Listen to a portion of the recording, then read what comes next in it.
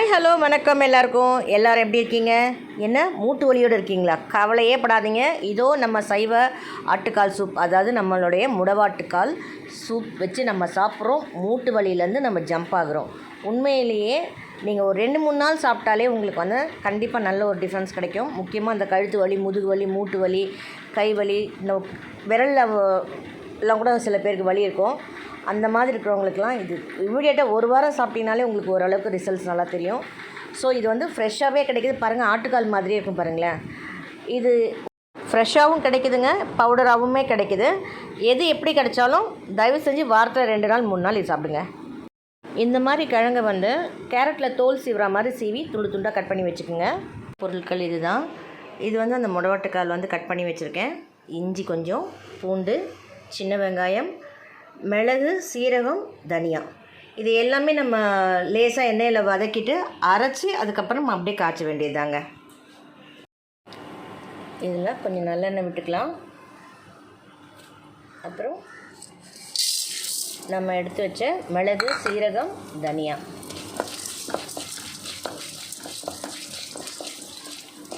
இது லேசாக அப்படி சூடாகும் போதே நம்ம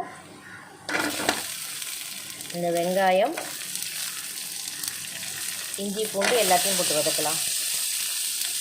அது கொஞ்சம் வதங்கினதுமே நம்ம இந்த முடவாட்டுக்காலை போட்டு வதக்கலாம். இது 4400 சில்லற வியாதிகளை சரிப்படுத்துதுன்னு சொல்கிறாங்க. நமக்கு அவ்வளவுலாம் என்ன ஏதுன்னு டீட்டெயில் தெரியாது. ஆனால் அட்லீஸ்ட் ஒரு முக்கியமான ஒரு 10 வியாதிகளை சரி பண்ணால் கூட நமக்கு போதுங்க. அதுலேயும் முக்கியமானது வந்து இந்த மூட்டு வலி. இப்போ சமீபத்தில் ஒரு கல்யாணத்துக்கு போயிருந்தேன். அங்கே முக்கால்வாசி பெண்கள் பார்த்திங்கன்னா சாப்பாடு வந்து மேலே வச்சுருக்காங்க. கீழே ஹாலில் கல்யாணமும், மேலே சாப்பாடும். ஒருத்தர் விடாமல் எல்லாம் முட்டையை பிடிச்சிட்டு, நானும் தான் முட்டையை பிடிச்சிட்டே தான் படிக்கிட்டு ஒன்றுனா கால் வச்சு சின்ன குழந்தைங்க மாதிரி ஏற வேண்டிய நிலைமை. இது எதனாலன்னு எனக்கு ஒன்றும் புரியல. எனக்கு இத்தனைக்கும் நம்மளால் சிட்டியில் இருக்கோம், கண்டது எல்லாம் சாப்பிட்றோம் அப்படின்னு சொல்கிறோம். ஆனால் அந்த கிராமப்புறங்கள் பக்கத்தில் இருக்கிறவங்கெல்லாம் பார்த்திங்கன்னா அங்கே விளையிறது தான் சாப்பிட்றாங்க. இன்னும் நம்ம சாப்பிட்ற மாதிரிலாம் இந்த பீஸா, பர்கர், அப்புறம் வந்து இந்த பாஸ்தா, லுஸ்லாம் எதுவுமே சாப்பிட மாட்டாங்க இல்லையா? அந்த வெந்த சோறு தான். அப்படி இருக்கிறவங்களுக்குமே அந்த பிரச்சனை வருது. ஏன் வருது? அப்போது தப்பு எங்கே இருக்குது? விவசாயத்துலையா? இல்லை விவசாயம் பண்ணி முடித்து அது நம்ம கையில் வந்து கிடைக்கும்போது இடையில ஏதாவது பண்ணி வச்சு தொலைகிறாங்களான்னு தெரியல. சரி, இது அப்படியே இந்த முடவாட்டுக்காலையும் போட்டு நல்லா ஒரு பெரட்டிட்டு இதை மிக்சியில் வந்து நல்லா அரைச்சிட்டு இதை அப்படியே கொதிக்க வைக்கலாங்க. அவ்வளோதான். நைஸாக அரைச்சிடலாம். இதை தண்ணி கலந்து நல்லா ஒரு 1.5 லிட்டர் தண்ணி கலந்து கொதிக்க வைக்கலாம். சின்ன பர்னரில் சிம்மில் வச்சுருக்கேங்க. அது பாட்டுக்கு பொறுமையாக ஒரு 25 நிமிஷம் இல்லை 30 நிமிஷம் அப்படியே கொதிக்கட்டும். இதுக்கு தேவையான உப்பு போட்டாச்சு. கொஞ்சம் மஞ்சள் பொடி ஆட் பண்ணிடுறோம். அவ்வளோதான். இதில் தக்காளிலாம் ஆட் பண்ணல. அப்புறமா நம்ம இதில் வந்து கருவேப்பிலை, கொத்தமல்லி, வீட்டில் புதினா இருந்தால் புதினா கொஞ்சம் ஆட் பண்ணிக்கலாம். நல்லாயிருக்கும், டேஸ்ட்டும் நல்லாயிருக்கும், உடம்புக்கும் நல்லது. சரி, இவங்களை அப்படியே வந்து நம்ம விட்டுருவோம் ஒரு 1/2 மணி நேரத்துக்கு. 20 நிமிஷமாக அப்படியே சிம்லேயே கொதிச்சிட்ருக்குங்க.